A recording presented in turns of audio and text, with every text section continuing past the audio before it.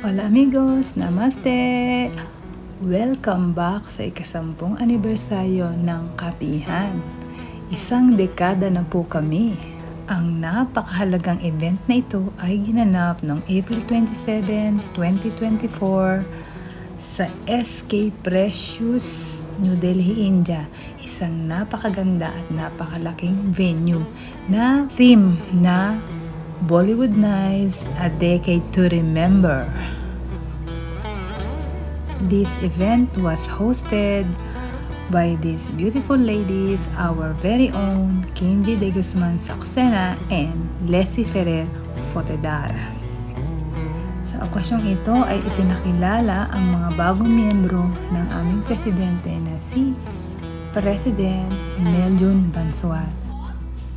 Ang okasyong ito ay dinaluhan ng aming mga kaibigan, mga kapamilya, ilang mga taga-embahada at siyempre ang ating mahal ambasador, His Excellency Ambassador Josel F. Ignacio. Sir, kamusta po? Thank you so much, sir, for coming. Salamat, pleasures. Thank you, good evening. Thank you, Leslie. Mga ginigiliw na kasapi ng Kapihan, President Meljun, Founder Lori, the co-founders, may Filipino countrymen, mga kababayan, Indian spouses, hindi ko alam kung sasabihin ko, my beloved Indian spouse, kasi sa inyo yan eh. So, beloved spouses. We consider you part of our community. So thank FIC. And then the other one is Kapihan. I said, bakit Kapihan? So syempre, di ba? Kasi sa Pilipinas, ang Kapihan is, or political discussion. Kapihan sa Maynila, ganyan, coffee talk. So anyway, the answer given was, yun nga yung binigay na ibig sabihin kanina, no? Yung medyo tongue twister, kapisanan ng mga Pinay na may asawang Indiano sa Hindustan. Sabi namin dito, teka, bakit Pinay? Paano naman kami? Hindi na kami pwede. Taken. Kapihan, okay. So, I'm so happy na nakarating ako nito. Namaste and buenas noches a todos. And to our beloved Ambassador, thank you so much Para sa mga hindi pa nakakaalam, yung mga bagong kaibigan at mga bagong followers, ano nga ba ang Kapihan? Ang Kapihan is kapisanan ng mga Pilipina na may asawang Indiano sa Hindustan or Filipino women with Indian spouses na narehistro noong April 27, 2014 sa Philippine Embassy, New Delhi. Happy birthday to you. Happy birthday to you. Happy birthday, happy birthday. Happy birthday to you. Happy birthday, Kapihan. 10 years and counting. Eh bakit kasali ka? Hindi naman Indiano ang iyong asawa. Yan marahil ang inyong #1 na tanong, mga kaibigan. Pumapost po ang aking asawa sa India noong 2012.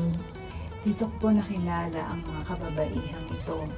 At dahil sa napakahabang istorya, I will just say, it's God's plan and God's will na ako ang naging instrumento para mabuo ang grupo na ito na sa dinami-dami ng mga naging problema, issues, at kung ano-ano pang pagsubok, ay patuloy na nakatayong matatag at nakarating kami sa aming ika-10 anibersaryo or isang dekada.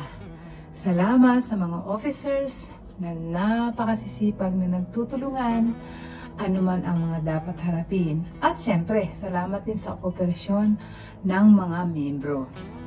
Hindi man kami ganun kadami, pero taon-taon kami ay nagdaragdagan.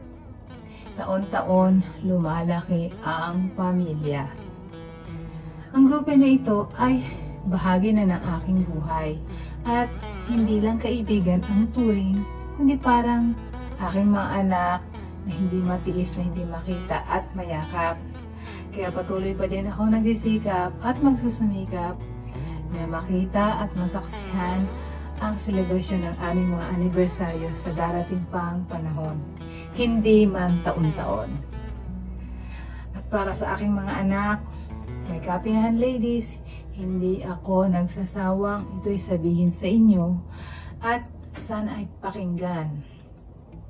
Sa isang grupo, hindi naiiwasan ang hindi pagkakaunawaan, bangayan, at kung ano-ano pang mga issues. Ito ay dahil sa iba-iba tayo ng ugali at pananaw sa buhay. Normal lang yan, kahit mga sa tunay na magkakapatid at magkakadugo, ito ay nangyayari. Pero, paano ba natin maayos pag may mga negative na pangyayari? Mag-usap.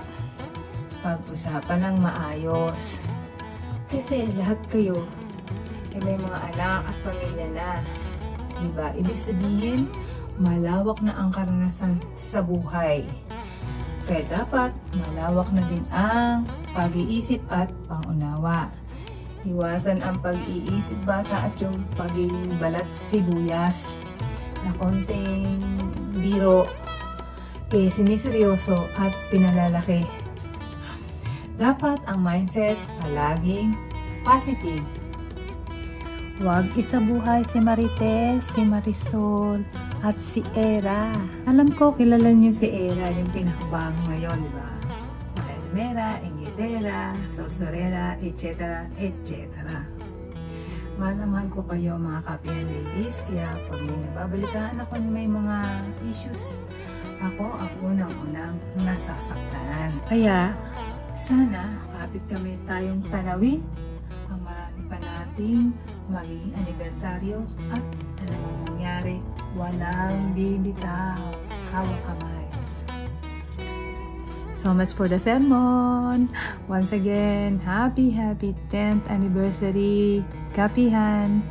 More decades to celebrate. Mabuhay! I love you all.